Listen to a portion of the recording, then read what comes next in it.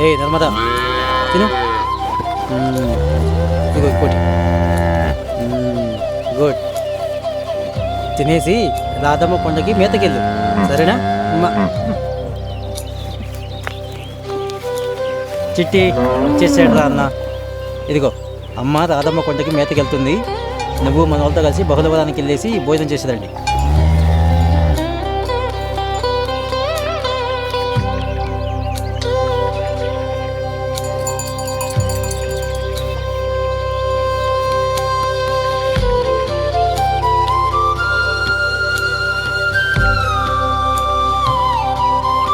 హే చిట్టి, మరీ ఎక్కువ తినేస్తున్నారా నువ్వు, తగ్గించు.